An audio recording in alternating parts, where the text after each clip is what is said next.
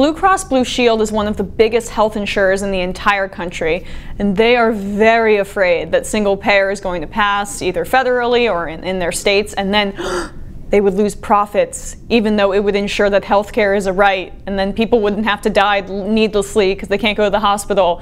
The horror, I know. The Michigan arm of the insurance company Blue Cross Blue Shield is asking its employees to donate to the campaign of Gretchen Whitmer, the top-funded Democrat in the race for governor, the Detroit News reported on Wednesday. One of her opponents, who has received nationwide media attention for his left-wing politics and drawn comparisons to Barack Obama, supports single payer. Gretchen Whitmer is currently a county prosecutor in Michigan. She was the minority leader in the Michigan Senate. She is beloved in the Michigan State Democratic Party. It seems the same party that dragged their feet and still to this day have not provided Flint with clean drinking water.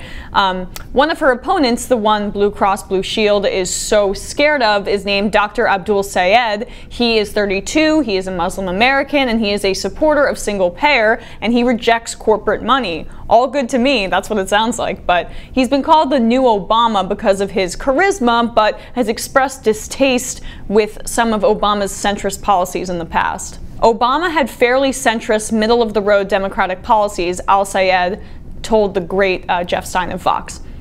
There's frustration among voters with the fact that they're being told by elites that their economy is back and that they should just be happy, but it's not. Frankly, the economic comeback has largely benefited corporations and has not really benefited people like them. And Whitmer is leading Al-Sayed substantially, so Blue Cross Blue Shield teamed up with her campaign to ensure that it stays that way. The Whitmer campaign sent a letter dated early this month to BCBS employees in conjunction with BCBS's Political Action Committee Blues PAC, asking employees to donate, complete with helpful suggested donation levels. If you're a manager, you can get away with a measly $100, while corporate officers should try their best to shell out $2,500. The letter describes BCBS as playing a major role in Michigan's economy and the health of Michigan's citizens, and notes that the vibrancy of Michigan's economic climate is driven by public policy put forward by our state's governor. Important note, Whitmer's father was the head of Blue Cross Blue Shield in Michigan, and clearly her ideology runs parallel to that of this insurance company.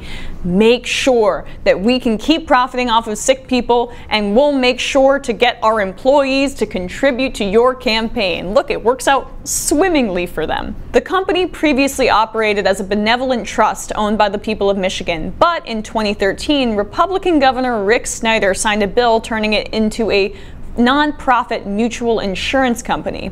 Despite being classified as a non-profit, the company still paid out $9.03 million in compensation to CEO Daniel Lope Jr. in 2015, making him Crane's highest-paid non-profit executive of the year. In fact, according to the business publication, Lope's compensation rose from $3.86 million in 2012 to $6.67 million in 2013, $7.4 million in 2014, $9 million in 2015, and $10.9 million last year in 2016. That adds up to 182% growth in Lope's compensation over the past 5 years. Only in America are health insurance companies considered nonprofits when they are literally designed to make profits. The CEO can attest to that.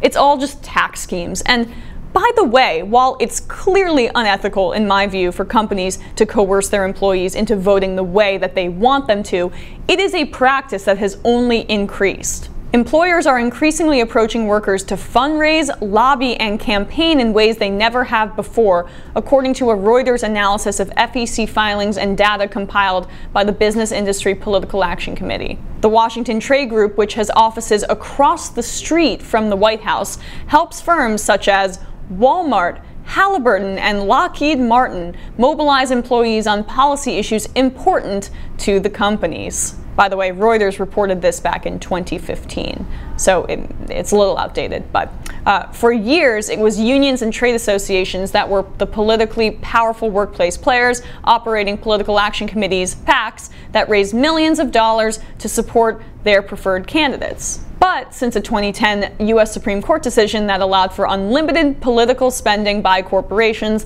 the number of companies engaged in this sort of activity, be it nudging employees to write letters, donate, campaign, or vote has risen 45% to 7,317, according to BIPAC's internal research seen by Reuters. The new approach to workplace giving is called E2E, or employer-to-employee outreach. These PACs donate to both Democrats and Republicans, depending upon who supports policies and issues favorable to the business interests of the corporation. Democrats and Republicans, but they should clarify only corporate Democrats and Republicans. These executives and these corporations buying politicians just wasn't enough. No, now they want their lower level employees to assist in that corruption and coercing them to do so. And that's what's happening in Michigan with nonprofit Blue Cross Blue Shield. The executives, your bosses, think that this would be really good for their pocketbook, so they're just going to push you to help them out financially, even if it's against your own interests outside of your employment at the corporation. It's gross, but as the Reuters article mentioned, this is what Citizens United opened the floodgates for. Yes, Citizens United beat a dead horse. Our campaign corruption goes way beyond just that case back to the 70s and Bilotti, etc. But these are just the little things that rub our face in it, kind of. Corporations have the power over our electoral system, and they have many ways to coerce you into voting a certain way, and now your employers can do so and have been doing so.